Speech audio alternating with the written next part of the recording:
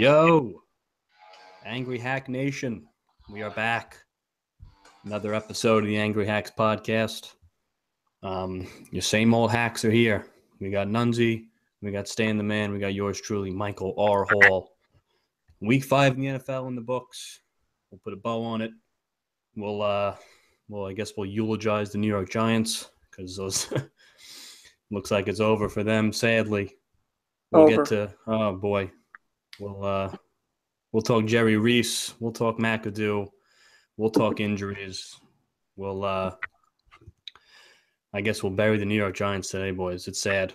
We'll get to the Packers. We'll get to Aaron Rodgers moving into AT&T Stadium permanently, setting up shop for the rest of his life. We should play every game there. We will get little New York Rangers. We'll touch on them. But we're going to open up with the New York Yankees. And holy shit, guys.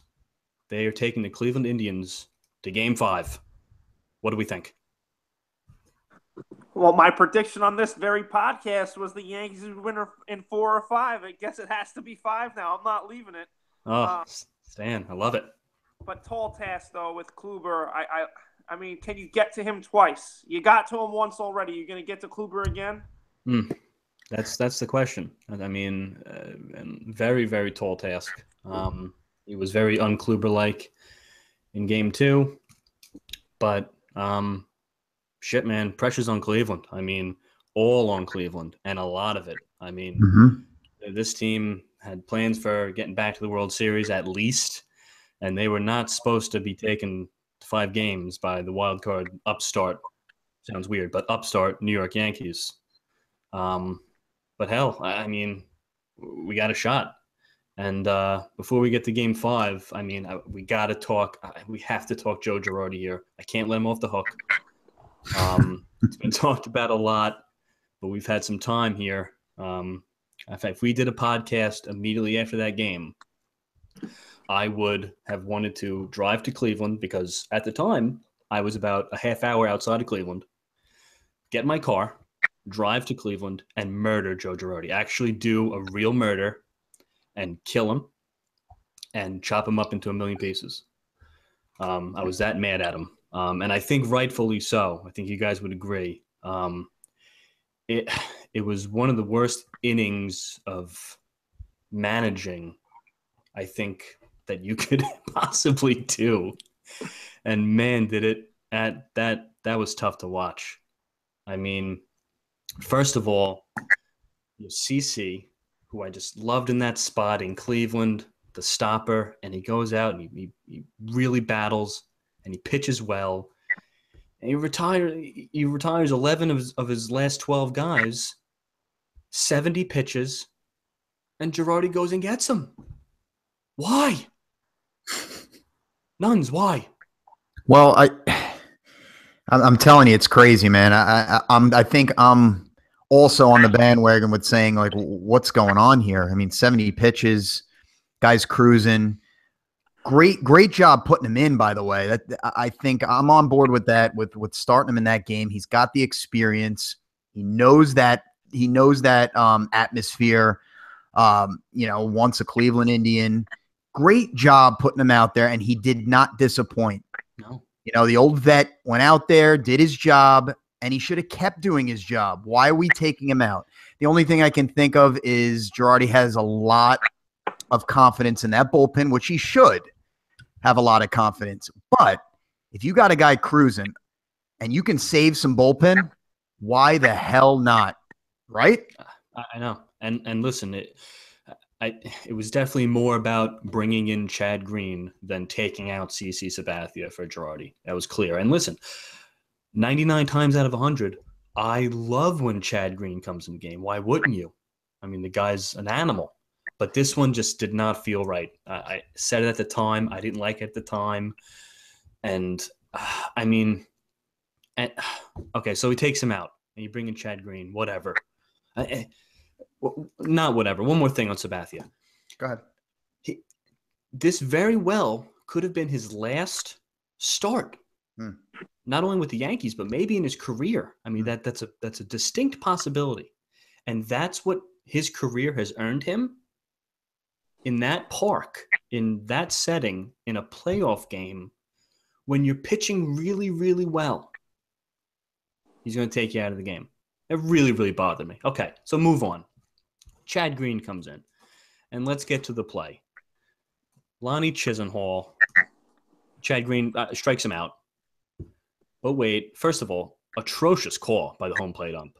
I mean, no one's talking about just the horrible call. I mean, yeah, that's what makes Girardi not challenging even worse, because it was just the worst call. Hit by pitch. Dude, I mean, have a clue. Chisenhall doesn't even flinch. Yeah. Doesn't even flinch. And, calls hit by pitch. And Girardi, I know everyone's heard about this, a ton already, but Sanchez is pleading with you to challenge, pleading with you. He almost started jumping around like a little kid who wasn't getting his way, just please challenge us. There's no way he got hit by the pitch. And Girardi just sits on his hands, the micromanager that he is sometimes. This is the time he picks to be mum. This one. I've seen Joe Girardi, challenge a base hit, safe out at first base in like the fourth inning of a 9-0 game in May. He's not going to challenge this one. I mean, just horrible, horrible, horrible job. We know what happens next. Lindor goes Yabo, goes grand slam, and it felt like the Yankees lost the game, and they were still winning by a run. It felt over. It did. You got that feeling. I mean, I think anyone watching, vested interest or not, just kind of felt like the Indians took the lead. Absolutely. And then, the rest of the game is kind of an afterthought. I think Robertson, he left Robertson out there too long. I think he left Betances out there a couple batters too long. But, Bruce ties it. Jan Gomes, the perfect kind of schmuck to end that madness, wins the game. I even said it at the time, like Jan Gomes, just the perfect schmuck to just put me out of my misery right now. And lo and behold, it's Jan Gomes. But I've had some time. Let's relax. I said that I wasn't going to totally panic because the Yankees are much better at home in the friendly confines. And what do? Tanaka goes out, throws an absolute gem.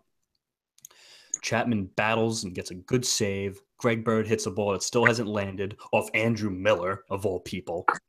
Yeah, lefty.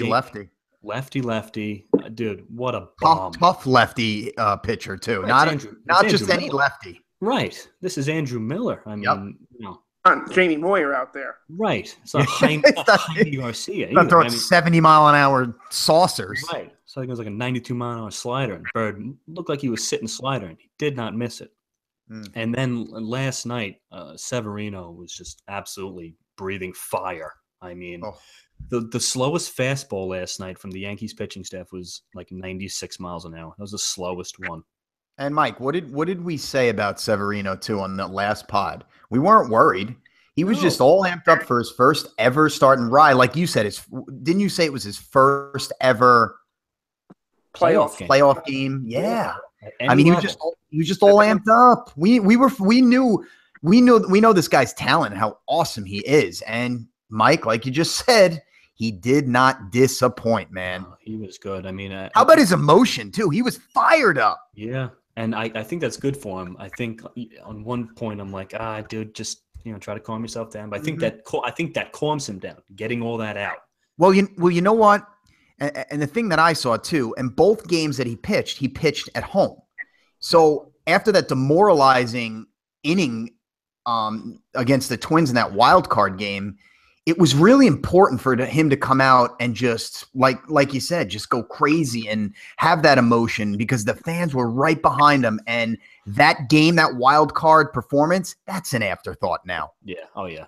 And listen, I think we knew it wasn't going to duplicate that, but I was still curious to see if he could pitch well enough. I mean, Bauer, I felt pretty good about facing Bauer on short rest.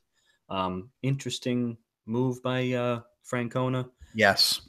I guess he could have started Salazar, but I guess or Clevenger. I don't know. Right. One of those those guys. Shit, the way Bauer pitched in game one, I mean, he was damn near unhittable.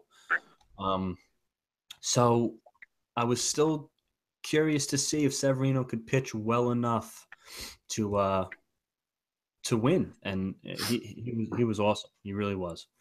I mean, and the stadium has been electric. I mean, both games. I Holy mean, cow. even going back to the wild card game, and obviously the Didi homer in the first inning of the wild card game kind of erased that bad start by Severino, which obviously kept the crowd in it early. But the Yankee Stadium, I mean, props to everyone that was there, because that place it felt like the old stadium.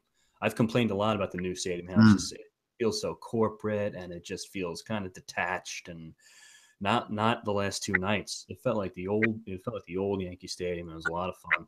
Hey, kind of a side note. I don't know if you guys, because it's on my mind and I'll forget. But I don't know if you saw that Barstool Sports video. It was that guy. It was at Yankee Stadium. Everybody's standing. I don't even know what inning it was, but everybody's standing, and they just, I guess somebody videoed a guy just sitting there. He looked hammered, just absolutely hammered, and he just sits there and pukes all over himself. Dude, but the way he did, it was so funny. It was just, he pukes a little bit on himself and then just wipes it away with his hand, and then he just sits there. Back to business. And nobody noticed around him, because I think it was some crazy part of the game where everybody was standing. It was great, dude. One too many at the tailgate, huh? I mean, that's tough to do, because you can't tailgate at Yankee Stadium. Right. For those of you know, I mean, there's no parking at Yankee Stadium. It's in the middle of the South Bronx. So, well, he must have spent $100,000 on beer. Or either that, or he was loaded from inning one because he was sucking them back on the train. So, yeah, one or the other. I mean, sounds like a train party. That's funny.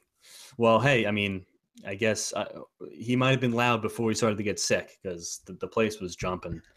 So, Game 5. Now, I think a couple important things. It's Game 2's rematch. Stan, you mentioned it's Kluber. We have CC. So, Girardi. I mean, can we now listen? Girardi, it took him a full day. His post-game presser was pathetic, saying, I didn't get a replay fast enough, and there was nothing that showed me that he wasn't hit by a pitch, and I didn't want to challenge to break up Chad Green's rhythm. Just the most bullshit excuse, which made me more mad at the time. Fast forward 24 hours, he knew how bad he screwed up, and it's still bothering him. I mean, he got emotional at the off day presser today. I mean, how the team has picked him up, and he got so upset about that inning and his decisions because he cares so much, and it looked really genuine. And I'm back on the Girardi train a little bit, because he gives a shit. He's not going to fuck up that bad again. But it starts with Sabathia's start and feeling him out. Now, it's going to be tricky, because the bullpen we have for Game 5, we have arrested Chad Green, we have arrested David Robertson, and we have arrested Chapman. So you got the three big weapons in the pen. What a job at Canely last night, by the way. Oh, absolutely incredible. Awesome. But in reality, you have him too. I mean, There's an off day today. There's an off day for everybody today. Listen, and it's Game 5. It's all hands on deck. We all know that. That favors the Yankees. It does. Now, the Indians will have Miller. He didn't throw yesterday. Everyone else in that bullpen threw yesterday except for Andrew Miller. So you have Miller for 3 innings if Francona needs him, which scares me. But I think we've had good at-bats against Miller all series. Obviously, the Bird home run, we've worked walks. He doesn't really look like vintage Andrew Miller thus far. But still, he's quite the weapon. So it should be fun, man. I mean, that field's going to be jumping, but it's going to be nervous. I mean, I said on the previous pod that, I wanted the Yankees to win the wild card game because they were the better team, much better than Twins. But if you get to Cleveland and get to the divisional, you're playing with house money. We're not supposed to be here. Cleveland is. And now it's a do or die in their building. The first couple innings are really, really crucial. If the Yankees can get Kluber again for even like 2 runs early, and CC is kind of in a semi-groove, I mean, this is going to get really, really interesting. I mean, Cleveland could really feel this pressure. I think like you said, the pressure's all on them. But one thing about Andrew Miller, do you think the fact that the Yankees are getting, better swings on him than most teams, has anything to do with the fact that he was on the Yankees and these guys saw him every day? Um, Or I do guess you think that I guess it's always possible, right? I mean, because it definitely appears to be to me that they're getting at least decent bats on the decent swings on the ball. Like I mean, yeah, Greg Bird's homer is ridiculous. I mean, I don't see that happening again. But you know, I think it's only like a second left-handed home run all year that he's let up to a left-handed batter. I'm pretty yeah, sure. doesn't happen often. But I mean, that was incredible. I think the pressure's all on the Indians here. The Yankees not only have all those guys rested, but they have also a rested Sonny Gray who would be on full rest, right? Absolutely. So I Yep. mean, they're all hand. Everybody's in here. I Oh yeah. mean, Mhm. and the Whole one team. thing that you said Girardi should get a feel for Sabathia. The one thing I would worry about if I was a Yankee fan is because he pulled Sabathia too soon. Hopefully, he doesn't leave him in a situation a little too long this time. Yeah. No, I see what you're saying. That you don't want to compensate just for a previous action. You know what I mean?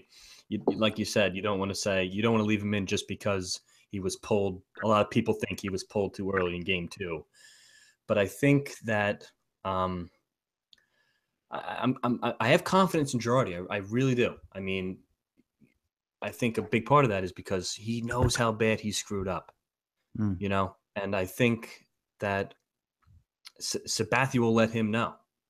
If go out and ask him. Manager, I don't think managers don't do that enough. Go out and look your pitcher in the eye, ask him how he's doing, and his body language will tell you, and you should You be know able to what? know. You know what though? And like right, you said it. You said all hands are on deck. An elimination game is always a different animal. And you're right. All hands are on deck. So as a manager, you kind of have to think, I'm looking at everybody, every pitcher on this team. So any time, any sign of trouble, and you've seen it in past playoff games, any sign of trouble, you got to go to somebody. You gotta. Oh Oh, yeah, it's the shortest leash that anybody could It have. is Is an an elimination game. Is yes. and absolutely. so like don't like CC could just get into trouble and he might pull him. Like Mm-hmm. he might not let up any runs. He might pull. You never know. I mean, because he could go to 2 innings with Green, 2 innings with Robertson, 2 innings Yeah. with. He might do all that crazy crap just to get through this game. And Mm-hmm. granted, Francona could do something similar, but when Kluber's their best pitcher, so I don't. It's not as likely as in the Yankees situation. Yeah, that's a good point. Well, listen, all good points, and the bottom line is, just win the damn game. I don't think CC cares either. Mm-mm. But He, this is the new trend though in baseball is pulling these guys for these bullpen arms because yeah, everybody's throwing 99.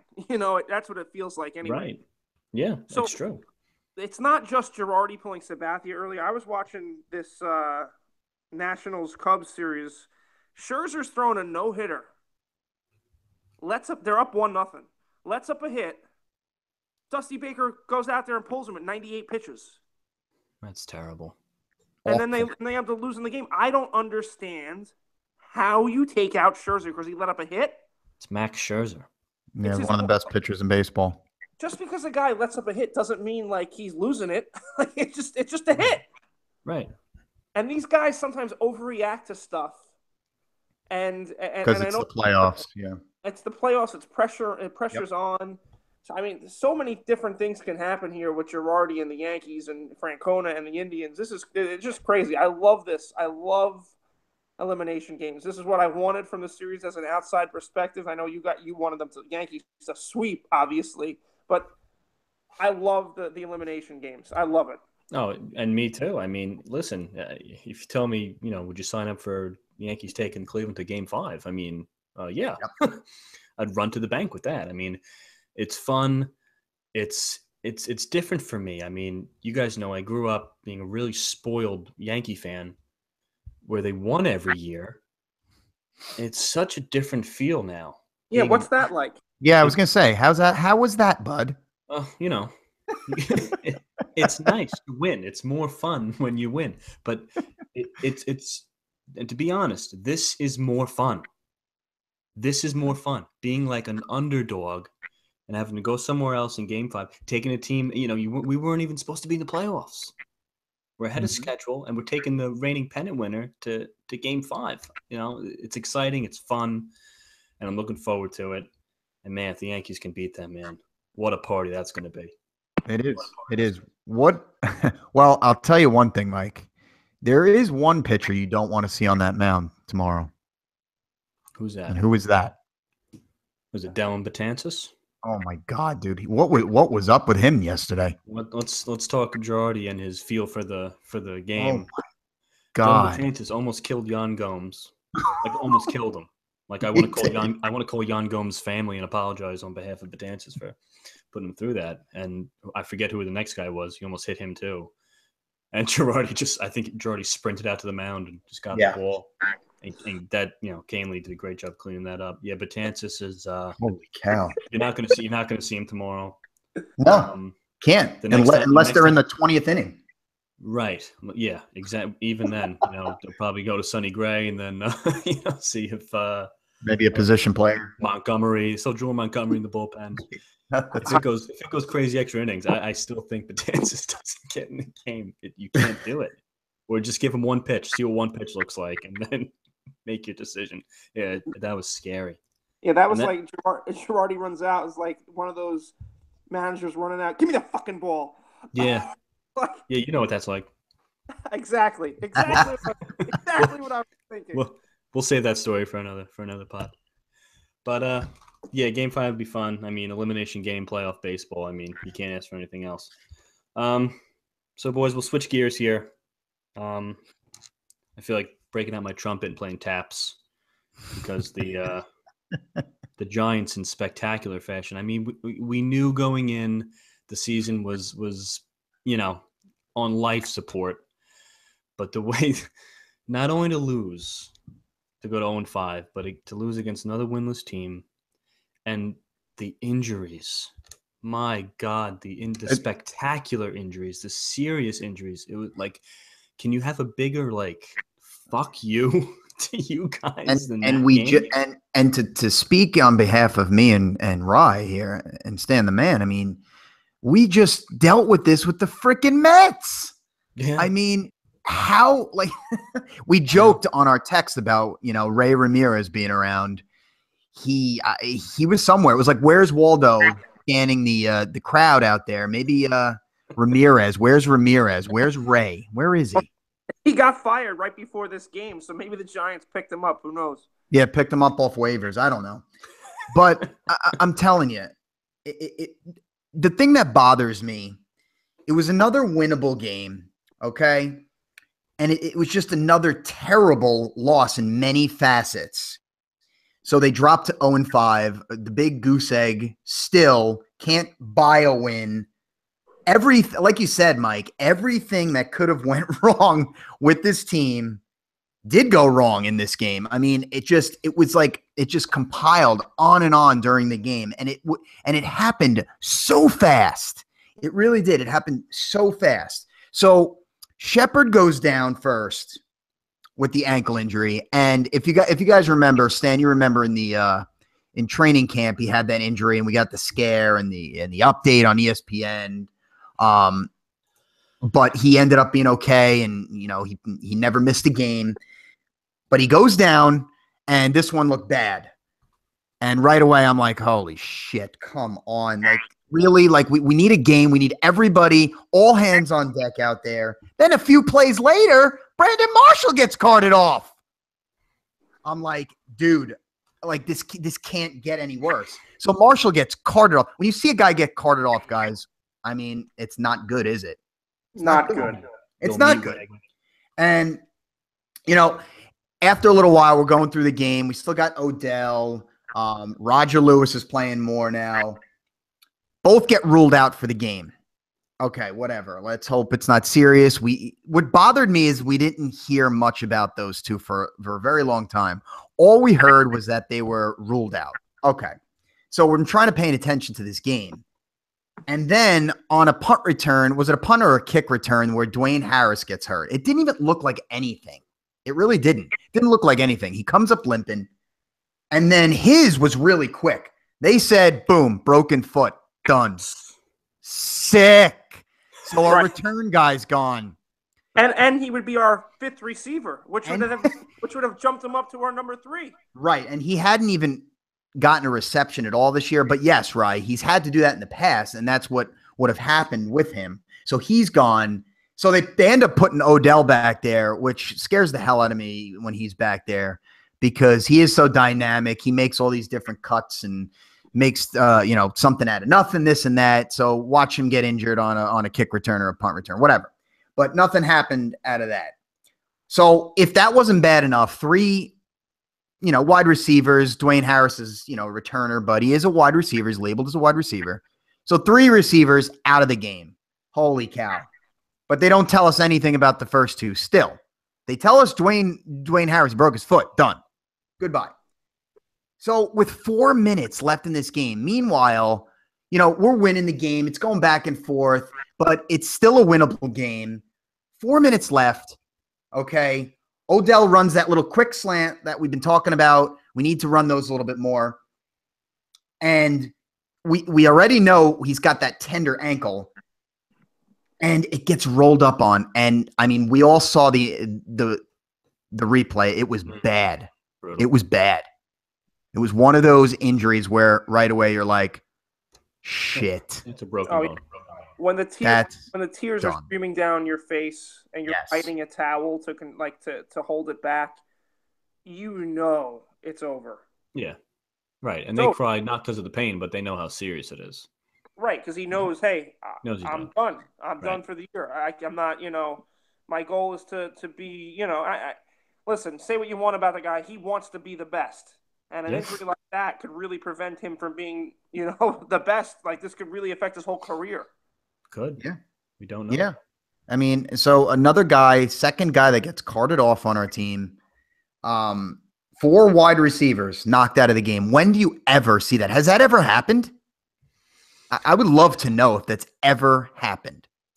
Because one game? In one game. I'm going to say no. I have no idea, but I'm going to say no. I have no idea either. I'm going to say no either. I mean, too. I mean, after he goes down, Rye, I mean, I don't know about you, but for me, I knew that game was over. We were going to lose that game. Yeah, that was like cut the wings right there. The sail, bring down the sails. Like it was like I still was rooting, hard, hoping that we could make a nice drive, put together a good drive. But when Eli's throwing to Roger Lewis, and then you have Jarrell Adams and Rhett Ellison and Ingram lined up as receivers, not tight ends. Jeez.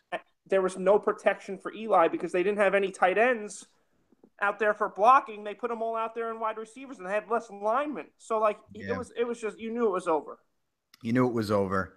So, a couple days after, and we get the news on all of them basically. Beckham, we knew, broke his ankle, really bad.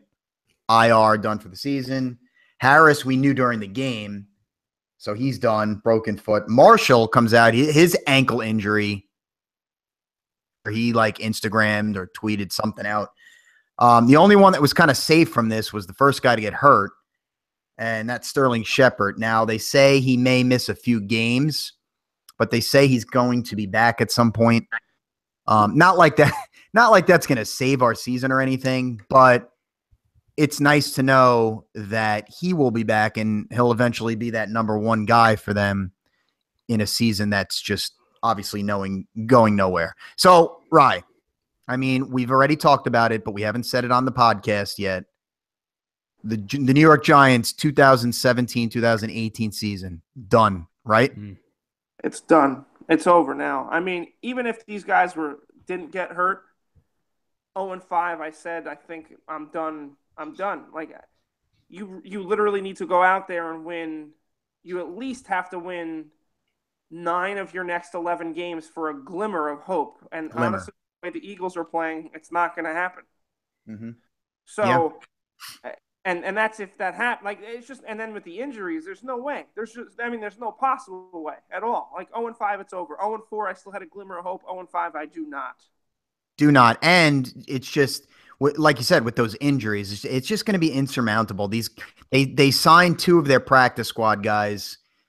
So they're going to be playing. I mean, good for these guys. They're going to get some opportunities. You never know. Maybe a diamond in the rough. This guy, Travis Rudolph, who had a really good preseason. I think he averaged like 17.6 yards a catch.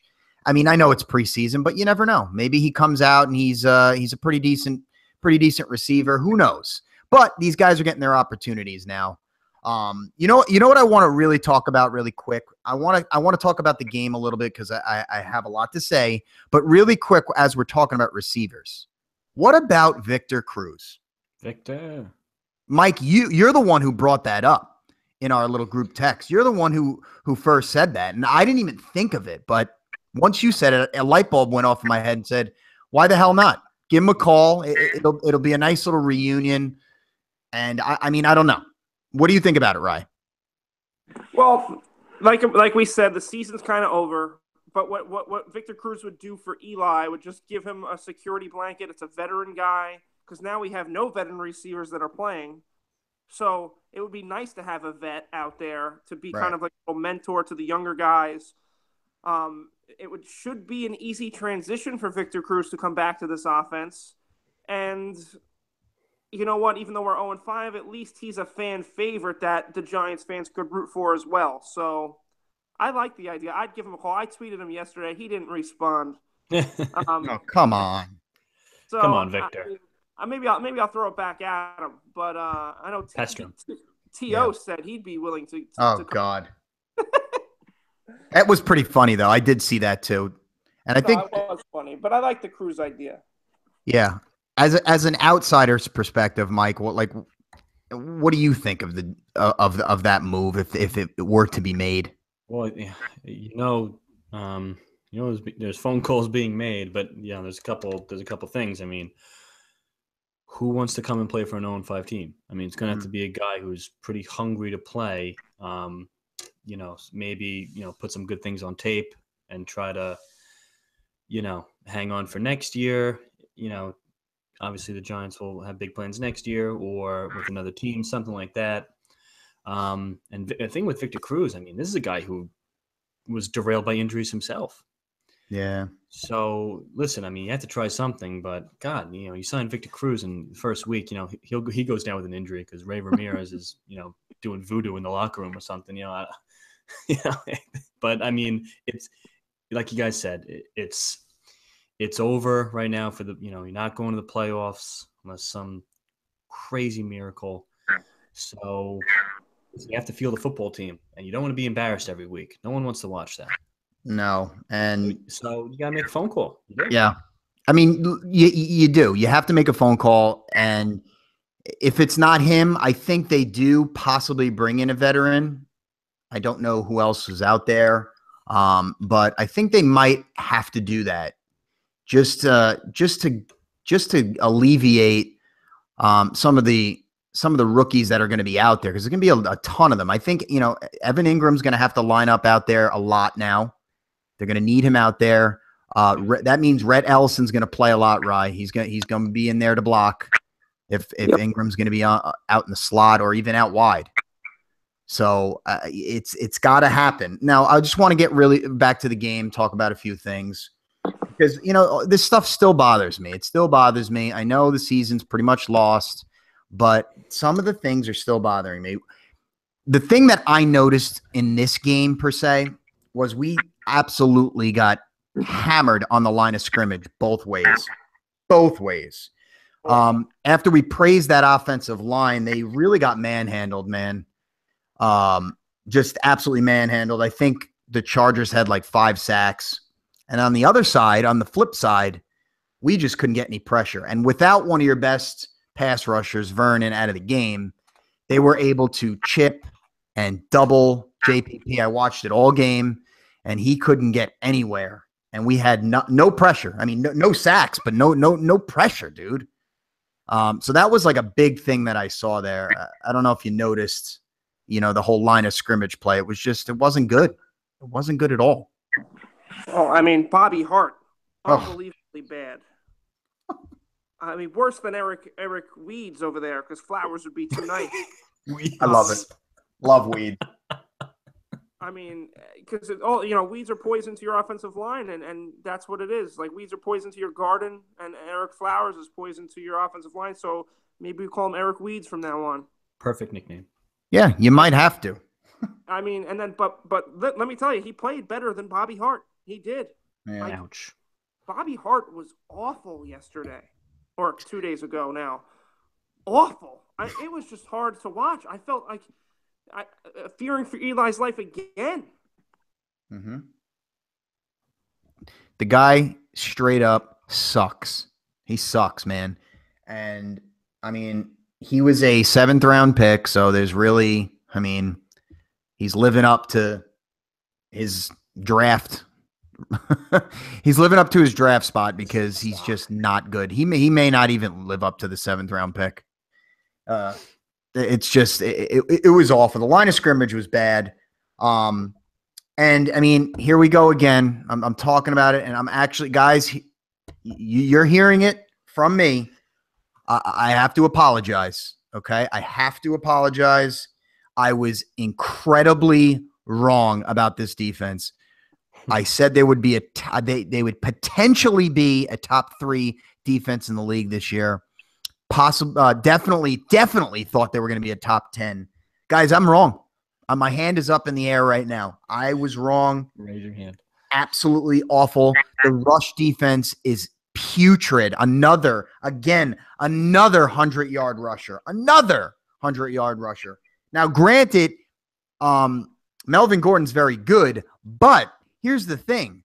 The guy just had what? I think he had like 20 yards, or not even 20 yards last week because of his bum knee.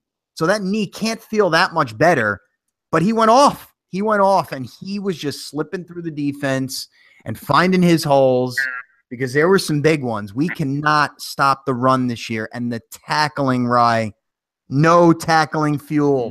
None.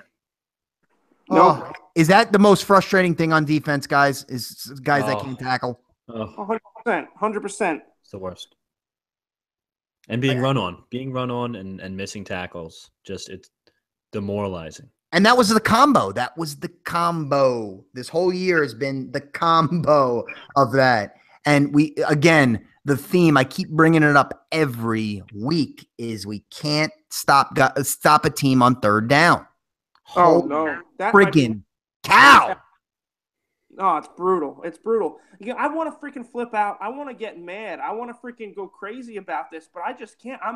I am freaking demoralized. It's awful. This is a terrible 5 weeks. I cannot wait for the Celtics to start this year. I can't wait. This is fucking brutal. We go from the fucking Mets to this fucking shit. Are you fucking kidding me? It's October 10th and the season's over. It's just guys, I feel it's terrible. That's terrible.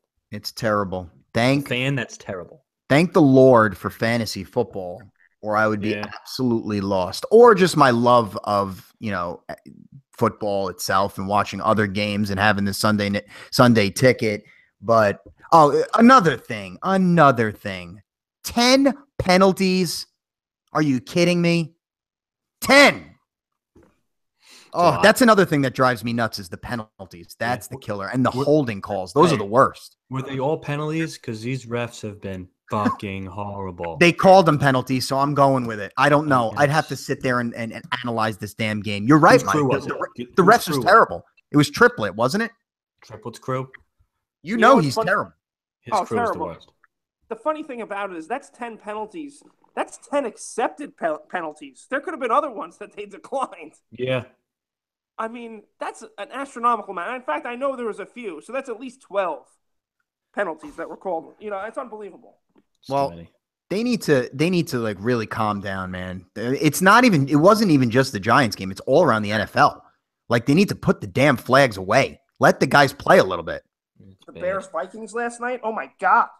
Oh my God, I couldn't watch it. I mean, I was flipping back and forth with the Yankee game, but I was like, I can't watch this game. It's boring. There's too many flags. There's too many stoppages. I'm going back to baseball. There's no flow. No flow. And that you need the flow in football. Makes it more exciting. It's been a problem. It's been a problem for a few years. It's like stop and go, stop and go, stop and go. Yeah, it's it's enough's enough. Holy shit. Enough is enough. Stan, so I'm gonna throw one good thing out from that game. Okay, I want you to guess what my good is. What would you think the good is? I'm going to guess, and I'm going to say that I predicted this before the matchup, saying that we would have a rusher get over 60 yards. Ding, ding, ding, ding. And we almost had 2 get there.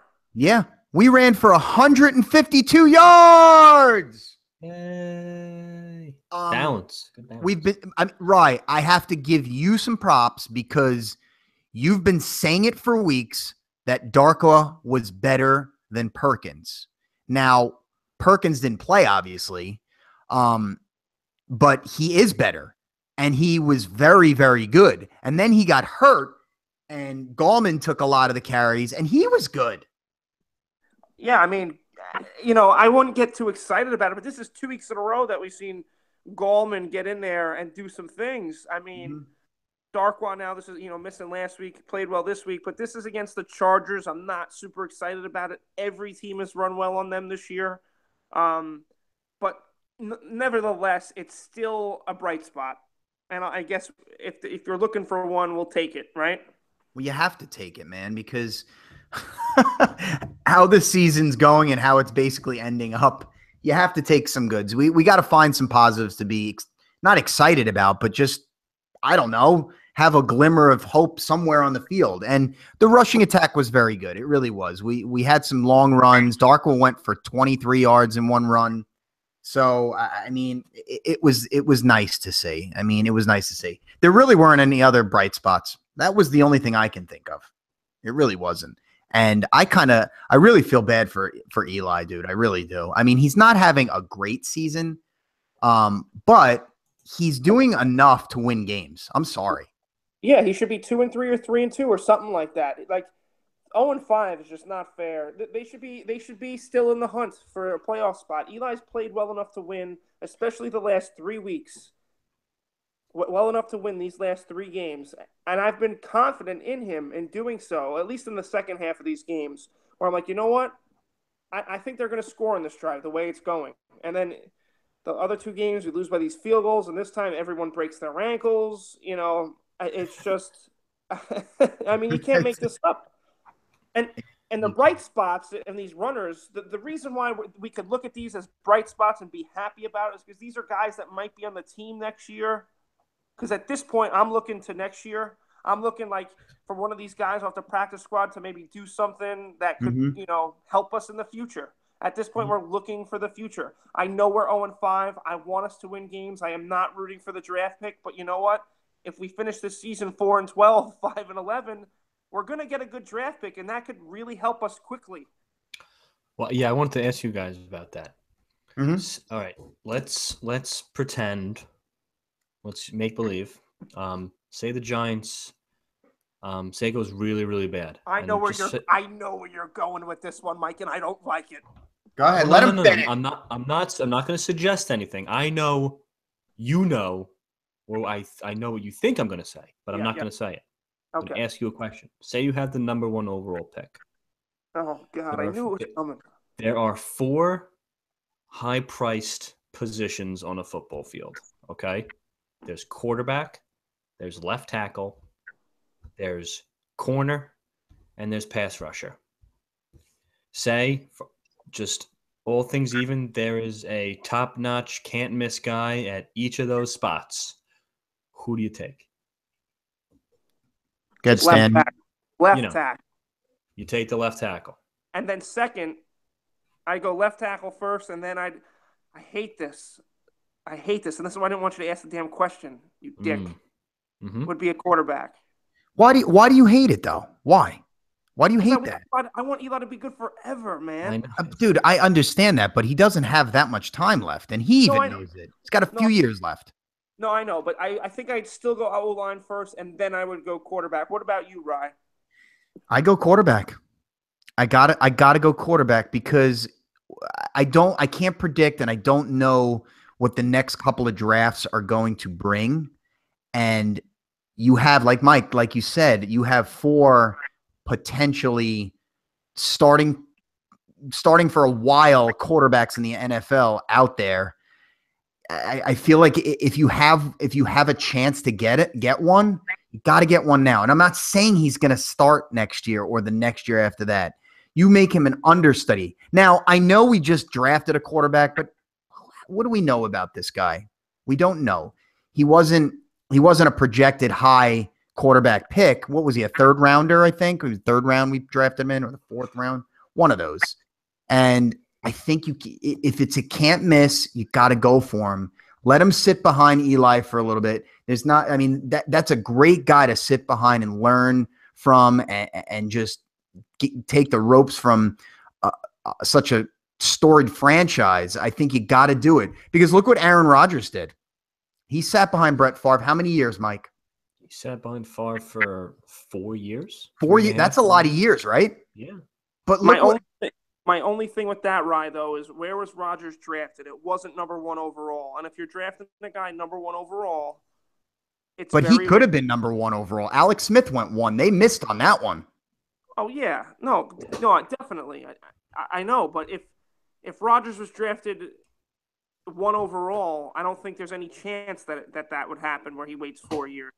They would have made a move or traded him. No. Well, no way. Because the Niners needed a QB then. The Packers were looking for their future QB, right? And it ended up falling into their hands. Right, and that's similar to what we would do. We're looking for a future QB, like I would say 2 or 3 years down the road. But like this would be a similar situation to the Colts getting the first pick and getting Luck. They traded Peyton or let Peyton go because Luck was the number 1 overall pick. You're not going to let a number 1 overall pick sit on the bench for 2 years. Maybe 1 year, maybe. But even then, I doubt it. Well, here's my problem with the O-line pick that you're going O-line first. Here's my problem. If it's the left tackle, if it's a great left tackle. Oh, I'm sorry. Okay, so if it's a great left tackle, what if that guy doesn't pan out? Offensive tackles, I don't know, man. It's very inconspicuous. I don't know. I don't know about these guys. I mean, I feel like when an offensive tackle, especially a left tackle, is drafted in those first 10 picks or so, I don't feel. Do you feel confident? I mean, Mike, you're a big offensive line guy. Do you feel confident in if they're projected 1 through 10 that they're definitely going to be good? Well, not definitely, but I think especially nowadays, the way the college game is played, your scouting department has to be really, really thorough with these offensive linemen because these offensive linemen, a lot of these college programs, they're not teaching them shit. Like the quarterbacks are talked about a lot. Oh, he's a system quarterback, or he ran the spread, or in college, they ran like 12 fucking plays, and it's one read and run because you're a good athlete. That kind of shit. It's becoming the same way with offensive linemen. They're not asked to do much. They're not asked to have to adjust much and have their protections adjusted by a quarterback. So yeah, these guys are freak athletes, but they get to the pros and they're lost, and you see it a lot. So there's a lot of good left tackles that have been drafted really, really early. Yeah, but true. Those are the guys that came out of a sound system that's more or less pro style. So I think that's on the scouting department. You have to know what you're getting. It's got to be more than just a really good athlete. I agree. And Rye, I'm not saying if the Giants were to go for the left tackle instead of the quarterback, I would be pissed off. I wouldn't, because that is a high need on this team, and it has been a high need for a while. But I'm just saying I would rather go for a quarterback in that draft, just based on the amount of talent there is out there for this upcoming draft. That's all I'm saying.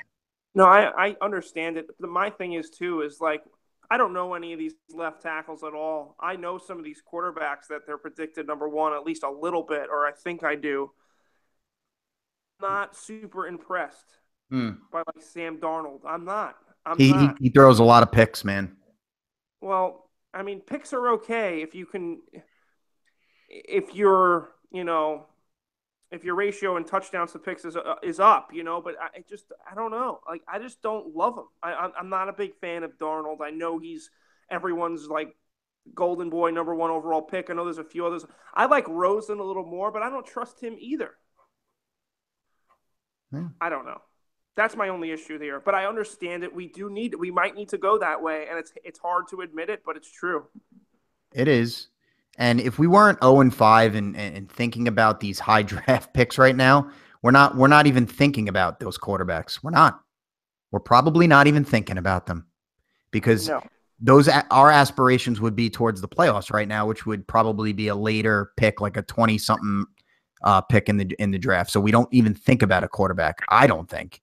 But now we have to kind of think this way. You know, we're probably going to be a top 10 pick, possibly a top 5. So they're going to have to start thinking. But I mean, I know it's tough to swallow. But this actually segues me into something I really want to talk about, Rye. I really, really want to talk about. We haven't discussed him at all these last couple of weeks. Our GM, Jerry Reese. Now, coming from our buddy Jason Crudy, who got mad at Mike and left the conversation yesterday. But he take a hit? Does Jerry Reese take a hit? I've been thinking about it the last 2 days, and I'm kind of conflicted. Some of me is telling everybody he's got to take some sort of hit. I haven't gone through his drafts the last couple of years to see what has panned out, what has not. But we got to discuss that. We got to look at it. And the other side of me is like, it still hangs on to those. Well, he won 2 Super Bowls. He got us 2 Super Bowls. He was a part of those Super Bowls. Yeah, Ernie, of course, he really. Yeah, Ernie drove the first one. He did. Yeah. He drove the first one, but technically he does win those 2. He does. I know. And he has a part in it because he's been in the organization as a scout since '94. So, all right, let's break this down, Rye, because I really want to. This is one thing I was really excited to talk about.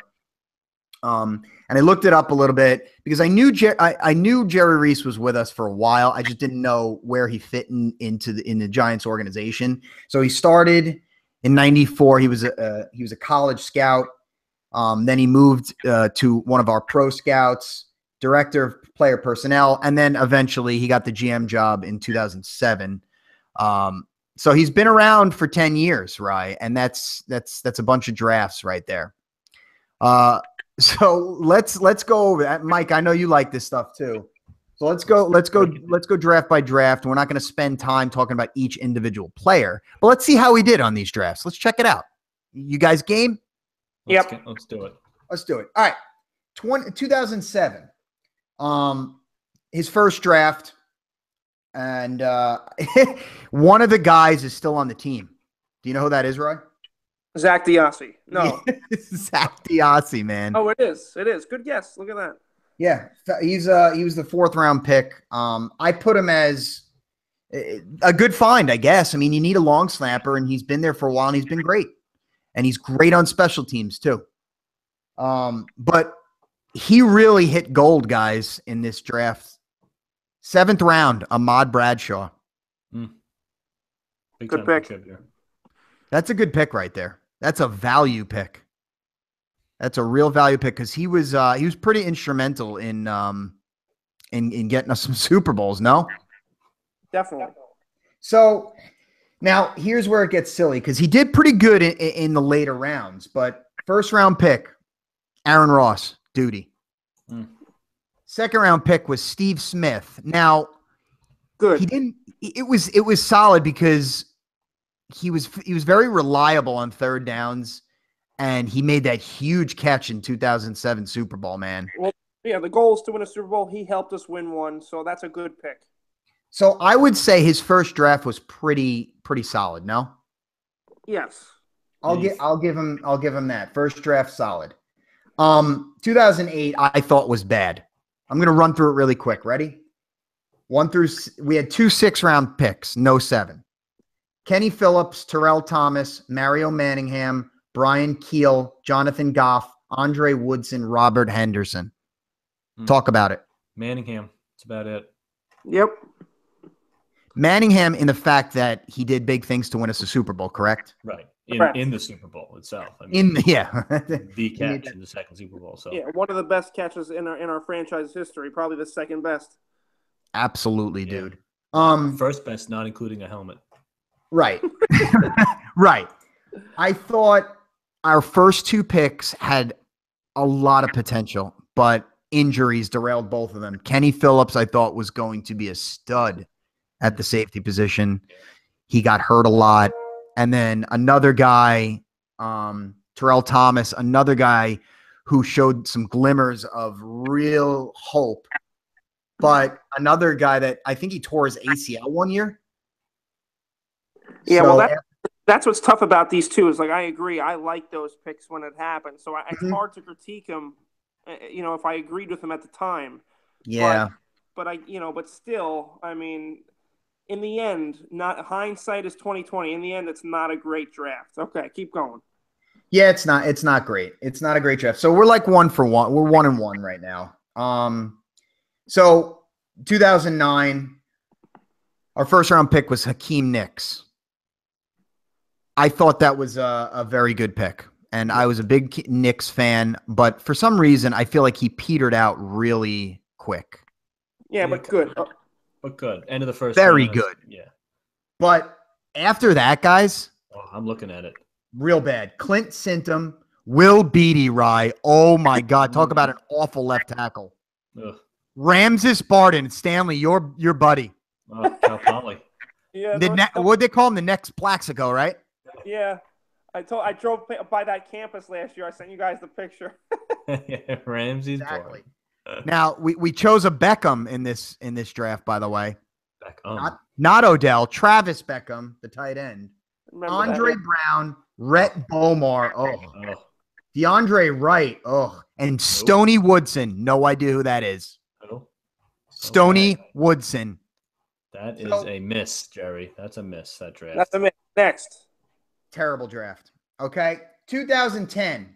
First 2 picks were money. Didn't keep the second pick. JPP was their first round pick. Awesome pick. Second pick was an awesome pick, but we didn't keep him around. Linval Joseph still playing. Rocking in Minnesota now. Dominant defensive tackle for the Minnesota Vikings. Yep. I liked him too. We just didn't want to give him the money. But after that, it's pretty bad. And I don't know if you're on board with me, Mike. I think you guys are. You win drafts and you get these good teams like the Patriots do in those middle rounds. Yeah. Those middle rounds are crucial. Mm-hmm. They're real crucial. And so far, I'm not seeing great middle of the round picks. I'm not seeing them yet. And our 7th round pick was Stanley, was your favorite. Matt Dodge. Oh my God. Why are we wasting on a punter, Mike? I don't know. There's so many you just sign off the street. Off the damn street. And God, I don't even want to talk about that. So I think that was a pretty top heavy draft. And then after that, it was just rough. So it was pretty good because we did get JPP out of it. Okay. Next draft. Awful. I'm going to run through it. Ready? Prince Amukamara, Marvin Austin, Jarrell Jernigan, James Brewer, Greg Jones, Tyler Sash, Jaquan Williams, Darrell Scott. Oh. A who's who, a real who's who there. Oh, my God. At least Prince is still in the league, but yeah. Him and his big lips are on the Bears now. They are. Yeah, his lips are catching footballs on the Bears. Oh, man. That's a miss, 2011. Yeah. 2012, another absolute miss. Now, their first round pick, I feel really bad because we don't know what he could have been. That was David Wilson, who had the bad spine injury. Yeah. Oh, that's right. I liked him. Rye, you hated when he did his backflips. Yep. Probably hurt the spine. Probably hurt the spine. Second round pick, he really pissed me off. I know he pissed you off too. Ruben Randall. Ruben. Dog duty. Go. Next one. Don't even want to talk about him. J-Ron Hosley, Adrian Robinson, Brandon Mosley, Matt McCants, Marcus Kuhn. Is that Dud. Marcus Kuhn? Is that John's brother? Yeah. No, I don't think. What is he? I don't know. I don't think so. Just asking. Look it up. Next. And again, I'm not going to look it up, by the way. that middle rounds, those middle rounds, just terrible. Not good. Okay, so we're getting closer to. Now we got some guys who are in the league still, and some of them are on the team. 2013, we drafted Justin Pugh with the first round. Okay. In the first round, I like him. Yeah, it's okay. I think he's got more potential on his way, but he's surrounded by dog shit right now. So he's starting to stink. He sucks. Our second round pick, it sucked that we got rid of him, but we didn't pay him. That was Hankins. Oh yeah, that did suck. But we have Snacks, so. Well, we had Snacks and Hankins last year. Yeah, I know. Would have been better that way. That was one pick. That was one pick after Le'Veon Bell. Oh, was it really? Don't tell me that, Mike. Fuck Le'Veon Bell. Fuck Le'Veon Bell. Next. DeMontre Moore, who could not stop taking penalties. Remember, he was taking those like 15-yarders like after the play. He was an animal. He was a maniac. You know what? Guess what team he fits perfect for, and he's on right now. Bengals? No, think about a scumbag team. Oh, Cowboys? Yes. He's on that team right now. We also drafted Ryan Nassib, Cooper Taylor, Eric Herman, and Michael Cox. Ugh. Duty. Top heavy again if these guys are going to pan out. You know, Syracuse quarterbacks always suck. Just ask Donovan McNabb. Next. Okay, 2014 with the first round pick, we picked Odell Beckham. Who's that? And our second round pick, Weston Richburg. Mm-hmm. Good. Wait, who was the second? I really like here, Weston Richburg. Oh, okay. I missed it. Okay. The pick I really like here is in their second, fifth round pick, Devin Kennard. I like him.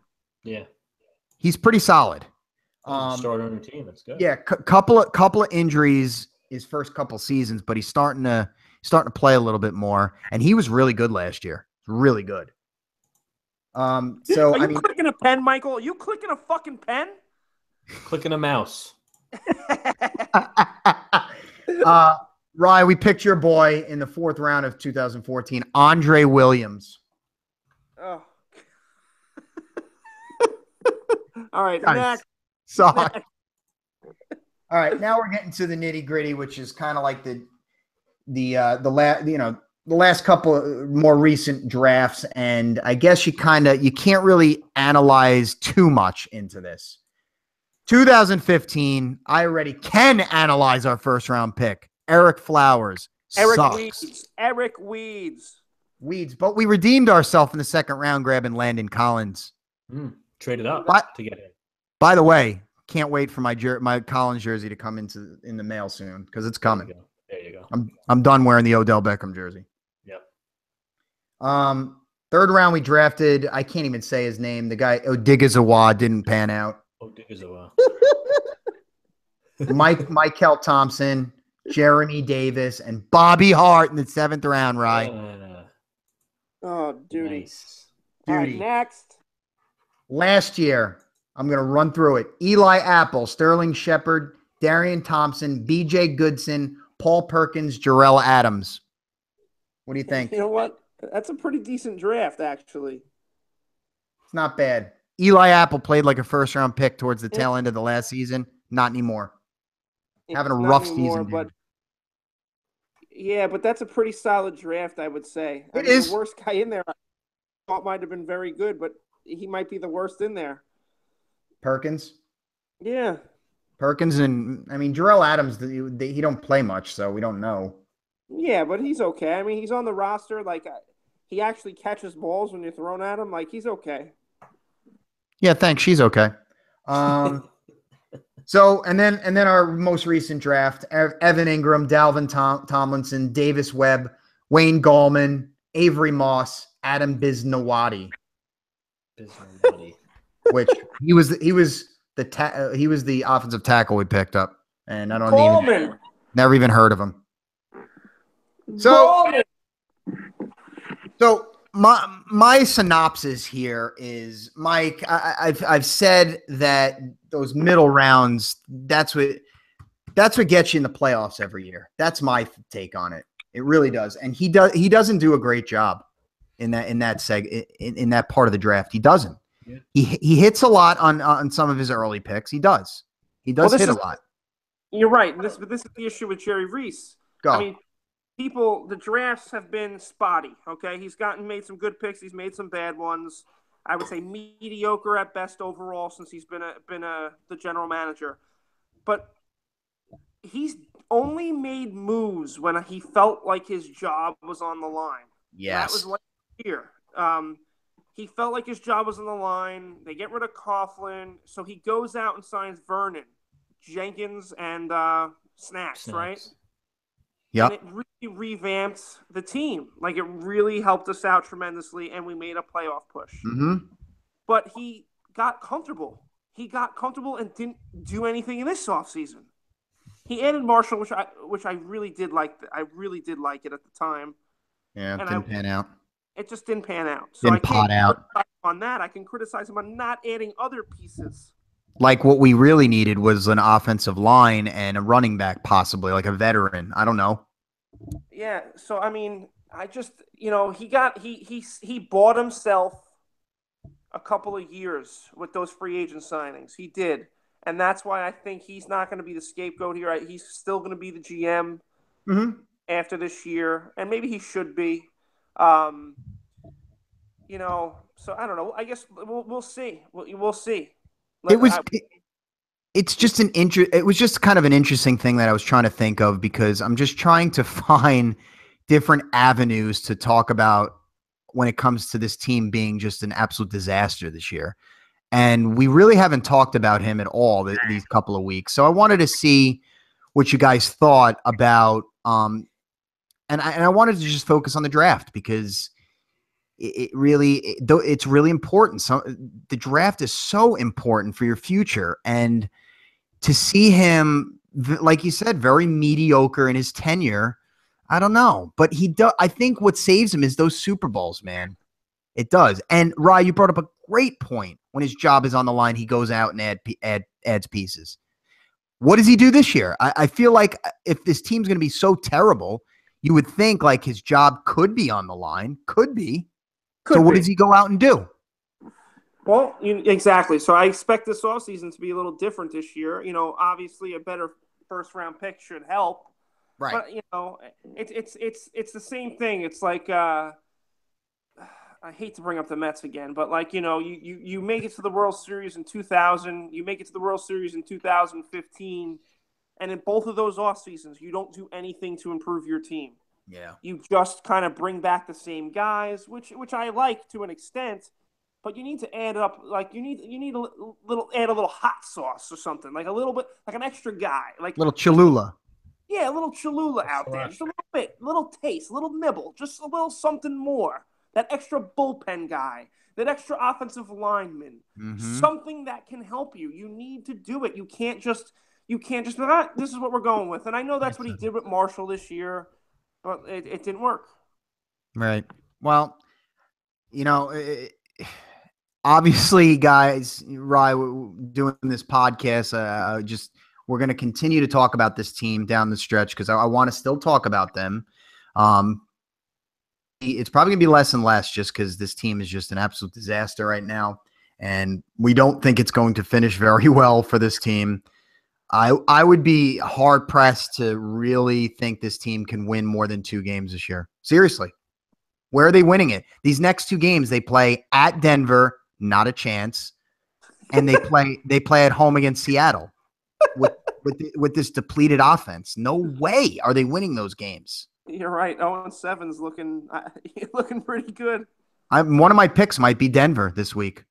I'm going to be laying a lot. It's already up to 13, I think. Is it up to? I was just Why? going to ask you But, that. you know, can the Giants keep it close even? It's in Denver, dude. Too. That's I oh know. my god. With Roger Lewis as your number one receiver. Talib's going to be laughing, dude. They may just bench Chris Harris and Aqib Talib just like to rest him like it's the preseason. Why even bother? Well, oh well. I mean, it is what it is, right? Let's chop it up to that. Here's my silver lining. You ready, Rye? Go. Silver lining. In football, the NFL, the turnaround is very quick.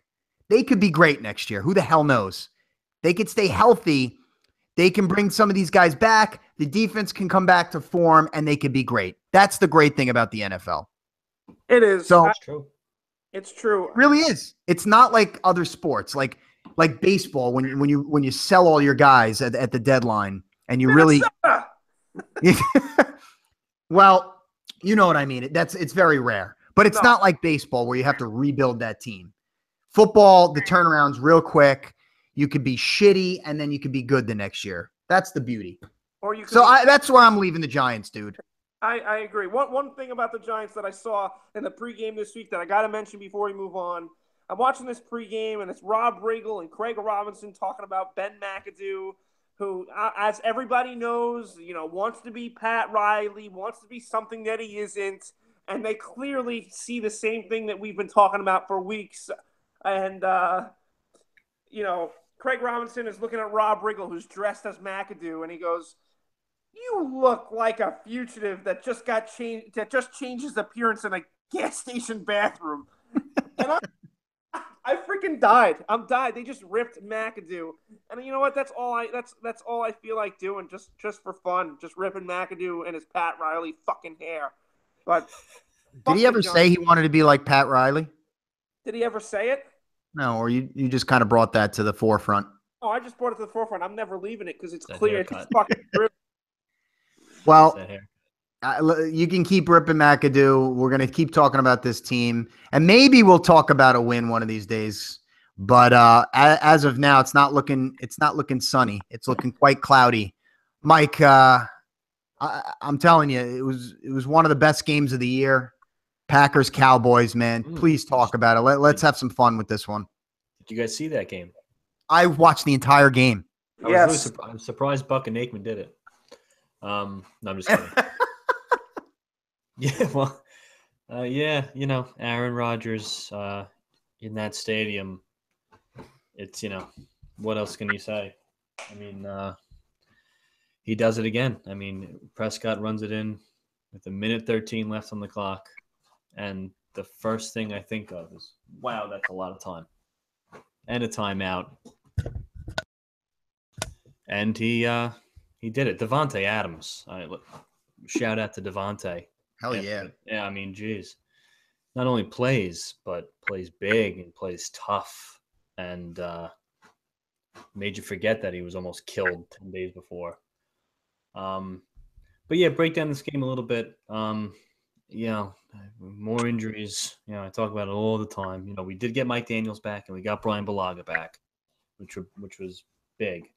But we lose Kevin King early. I mean, Kevin King, you remember the first play of the game where they tried a little swing pass out to Elliott, and the play was blown up by Kevin King. I really like this kid. He got a concussion. Early on in this game, he was out. Morgan Burnett. In the second half, we didn't really have him much. Devon House, so there you go. Depleted secondary again. Jordy sat out the last drive. We don't really know what it was. Saying maybe a little hamstring tweak. But I swear to God, and I texted your brother, Nunzi. I texted Justin during the game, as we often do. After the game, actually, I said, we could have everyone injured. As long as we have number 12, we could still win the game. Mm-hmm. And it's true. And we could have everyone healthy and number 12 injured, and we'd probably lose. I mean, he's that good. I mean, I've run out of things to say about him. Couple things. I mentioned the refs before. They fucking suck. Do you see the Blake Martinez? penalty. Oh my God, that was one of the worst calls. All right. So it was Dallas's first drive. Holy cow! They ended up scoring the touchdown, but Dak tried to hit Dez in the back of the end zone, kind of dove and dropped it as he hit the ground. And Blake Martinez, in kind of a zone defense, is kind of running the other way, kind of into Bryant, and they kind of converge at the ball. And Martinez, as he flies past Bryant, his arm hits Bryant in the helmet. His forearm just hits him in the helmet. They called a hit on a defenseless receiver, 15-yard penalty. You just can't make this shit up. And then on the Packers' next drive, I think it was Randall Cobb got body slammed out of bounds and on the Packers sideline, and didn't throw a flag. McCarthy almost blew a gasket like 5 minutes into the game.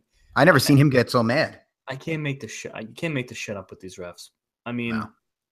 But anyway, I thought the defense played well, even though they gave up 31 points. We gave up 408 yards, but Dallas had the ball a ton. We lost the time of possession by over 10 minutes, which is crazy.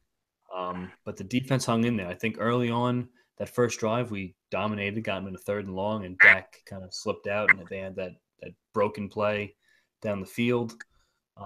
Dak was a slippery dude this game, and he was tough to bring down. We only sacked him once.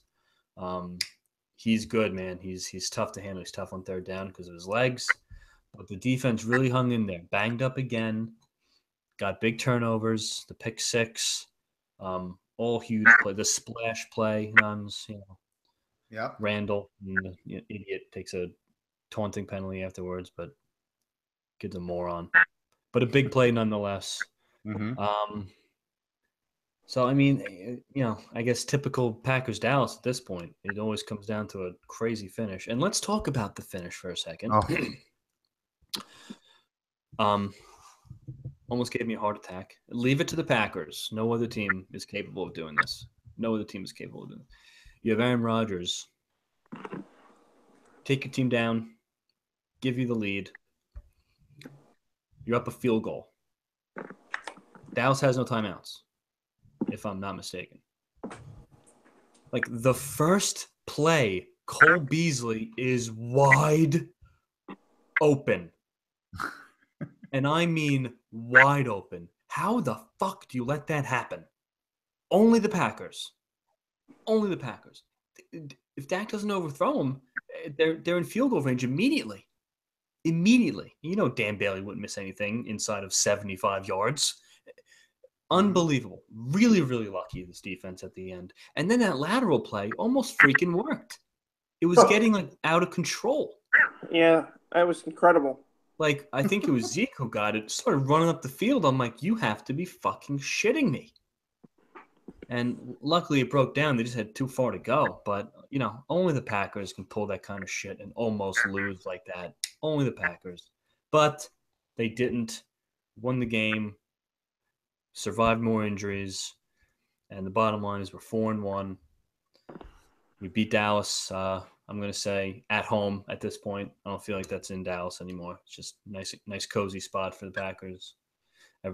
Starting with the Super Bowl in that stadium's first year. And ever since, it's just a good team win. And we move on to Minnesota at 4-1 and feel really good. So, with that being said, I would like to apologize to all the listeners if anyone's dumb enough to listen to me. Because I'm not good at fantasy, guys. I'm not good at fantasy. I don't know if Stan the Man kept track of my fantasy picks. I do know. I got him. Well, listen, I remember I did pretty much guarantee a Jordy Nelson touchdown. Yes, you did. And he only had 2 catches and wasn't a big factor, but he scored a touchdown. You're welcome. But I also said that Blake Bortles and Alan Hearns was a good stack. And leave the Blake Bortles. Your team scores 30 points, and you have 3 fantasy points. But, I know it was, a defensive showing for Jacksonville because Roethlisberger was actually 10 times worse than Bortles. But, yeah, so there you go. I gave you Bortles, Hearns, and that probably amounted to 7.5 points. So from the bottom of my heart, I apologize. Don't listen to me with the fantasy shit. Way to suck, Mike. Yeah, Awful. but don't listen to him about the fantasy shit. But if you want fucking money and you want to fucking make money gambling, you listen to Michael fucking Hall, baby. 2-0-1. I pushed. He pushed with the Bears last night. Yeah. Yeah. I like the pick, but on the season, Michael Hall is now He's 7, taking the 4, reins. and 1. Not bad. How'd you do, Rye? Fucking duty. The Patriots, I started the Patriots. They got me, Oh, they that was a heartbreak. they win the game by 5. They're given 5.5. I took the Steelers. I watched this game. Fucking awful. Ben Roethlisberger. Sucks. We watched that video about Nick Folk kicking. You could show one about Ben Roethlisberger throwing. Yeah, really quick, everyone listening, Google Nick Folk sucks, and there's going to be a YouTube video that pops up. Watch it. It's the best. It's hilarious. It's hilarious. And then I hit with the Green Bay game, as we all did, except for Dave. But Dave also went 2-1. But with the fantasy, I hit a little bit. No superstar games, but for the pricing, the guys did okay. And Marshawn Lynch, he got the touchdown that I said he would get. I said he would finally get more touches. He didn't get as many as I thought he would get. He only had like 12 carries. But he got over 11 fantasy points for 6,100. Pierre Garçon was looked at a ton in that game against Indy. I forget how many points he had, but he did get the ball a lot and got a ton of targets. And I know he at least put up 8 or 9 points or something like that. And then Ellington, he got a bunch of targets, but nothing brewing. Fitzgerald was one of my picks. He sucked. So even fantasy, I didn't do well. But Rye, you hit a bunch in the fantasy, at least one big one, and Will Fuller. Mm-hmm. And then you said Eli, who had an okay game fantasy wise, and then you had Aaron Jones of the Packers and Duke Johnson of the Browns. Yep. Big time. Kick some ass, guys. And Hunter Henry scored a touchdown against the Giants, by the way. He did. Oh, yeah, that's right. I have that up there. He did. And then Gallman played okay. And if Darquois not in that game, leave it to the Giants to not start the guy that was good the week before. But yeah, I mean, Gallman had about 10-something points in our league. So yeah, because of the PPR. So it worked out. I honestly don't know. I'm assuming Juju Smith-Schuster did nothing. I think he had like 50-something yards, 4 catches, nothing big. Oh, honestly, that's not terrible, though. Not terrible for 5,400. Well, after watching Roethlisberger suck. Mm-hmm. But Michael gave us Bortles, Hearns, Bilal Powell, Lamar Miller, and Jordy Nelson. Sucks. Nelson, best pick there. Yeah. Don't listen to me. I also went 2-1 in my picks. Yeah, you did. Everyone had a winning week except for me, and naturally. Well, hey, listen, shit happens. But like Mike said, I guess don't listen to him in fantasy. But hey, take his picks, man. He's killing it.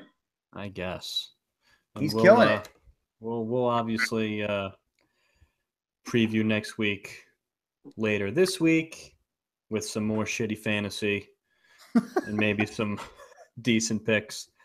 But guys, before we close it out tonight, let's shift to hockey for a sec. Whoa!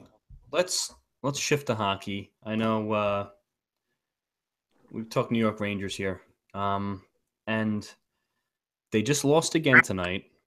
Yeah. And I mean, I haven't watched much. Like I told you, I watched a little bit tonight before we came on here. I'm concerned. It's like, I don't know. I know we've gotten off to slow starts in years past. But we just kind of suck. I don't know how to describe it. I mean, the power play looks good. Zibanejad looks fantastic. I mean, what a start. I mean, scored again tonight on a slick little pass from Buchnevich on the power play.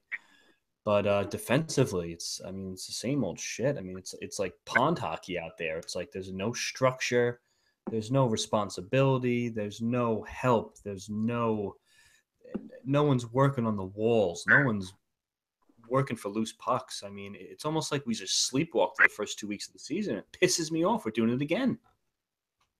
Yeah, you hit it on the head, man. The power play looks a lot better, and with the addition of Shattenkirk and the young stud D'Angelo, who is just he's not great defensively, like we previewed. Yeah. He's not that good, but offensively, he's got the tools.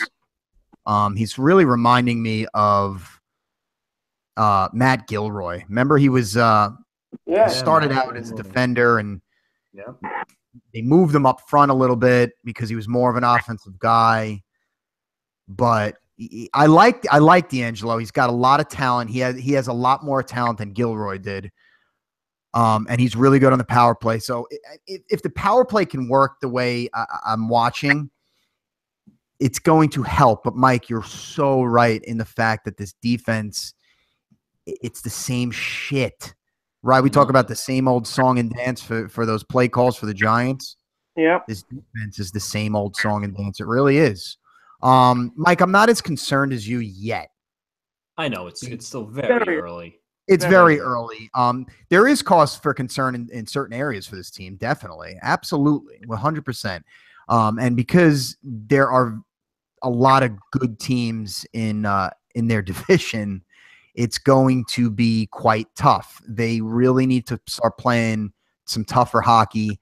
And Mike, let me tell you something. You know what they're really missing? What's that? Jesper Fast. Yeah. Is that crazy to say that? No.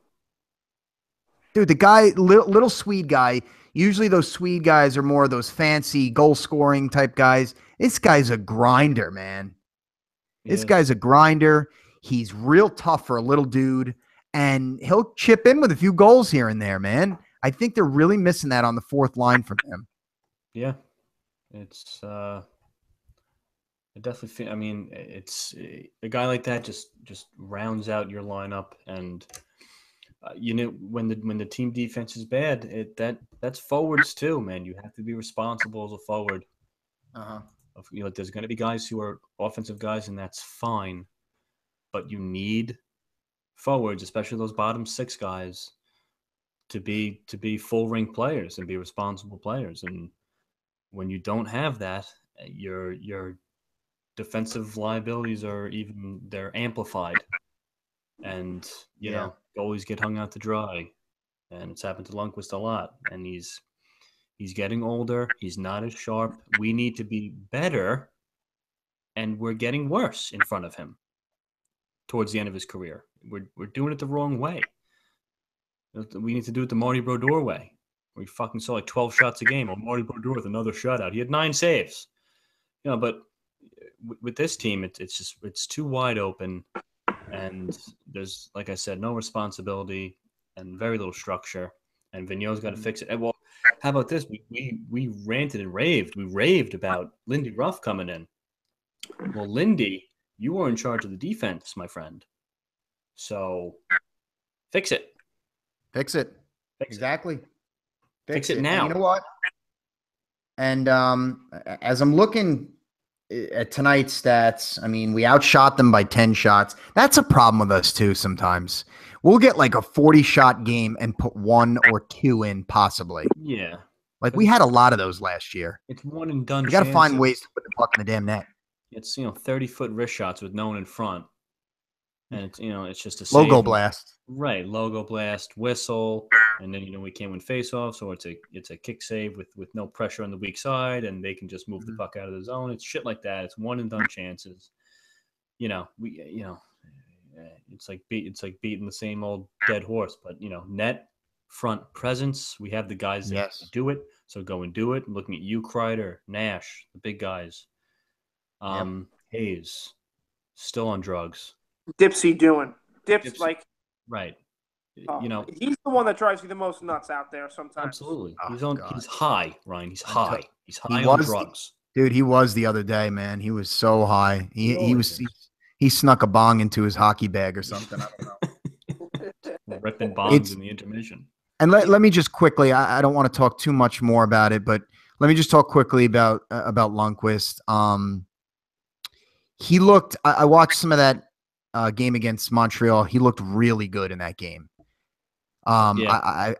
He looked really good in that game because Montreal is not a slouch team.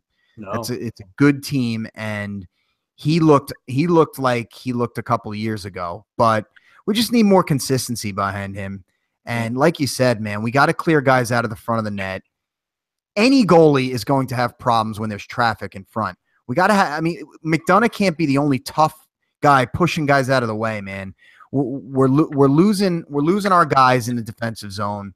Guys are getting open in the slot. It's just we got to get those sticks down. That's what Stahl is good for too. I mean, the guy, he skates around like he's got shit in his pants. Probably the slowest guy in the league. But what did we always say, Mike? He's got that long reach, and he just used the stick. Yeah. I haven't seen much of that this year yet from him. I mean, he's got to make up for his deficiencies. But we got to give Lundqvist a little help, man. I mean, Mike, I think I've said this to you before. I love his reaction sometimes when he lets up goals, just the shake of the head. Exasperated sometimes. It's hilarious, dude. What are you doing out here? You know, he doesn't want to show anybody up, but sometimes he does. I know he's not trying to, but it's got to be frustrating sometimes. It's got to be frustrating. And I mean, you put that 8-5 game against Toronto, throw it out. This Toronto team is freaking good. Yeah. They can play some offense. They may be one of the better offensive teams in the league. Not they may be, they are. Yeah. They got a lot of young talent, a lot of good goal scorers. That's going to be a tough team to play, man.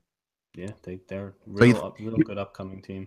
You throw that one away. The first game of the season, I just hated how that game went against Colorado, who's supposed to be a shitty team. Colorado actually looked pretty decent. I have to say they looked better. They looked faster. But still, you can't lose to Colorado if you want to be a playoff team. At home. And the Blues are now 4-0, so they haven't lost yet. But, I mean, I didn't watch any of the game. I'm going to check out some of the highlights so I can kind of analyze it a little bit more.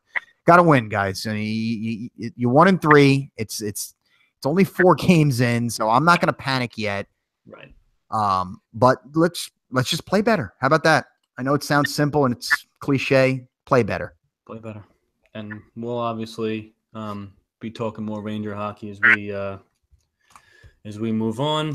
Once the baseball playoffs dust settles and football gets into its stride, we'll definitely get into more hockey and basketball. Stan the man, don't worry. Yeah. All you basketball fans out there, we got basketball content for you. Do not worry. So we'll be coming at you guys later in the week. We'll preview Week 6 in the NFL. We'll talk more. We'll talk Game 5, Yankees Indians. Hopefully we'll be talking good things. So in the meantime, always check us out on iTunes, Angry Hacks Pod. Subscribe, download. We're on SoundCloud, YouTube. Check our channel, subscribe, all that good stuff. Tweet us at The Angry Hacks. We want questions. We want podcast ideas. We are listening. So for Stan the Man, for Nuns, I am Michael Hall. We The Angry Hacks, and we will see you later.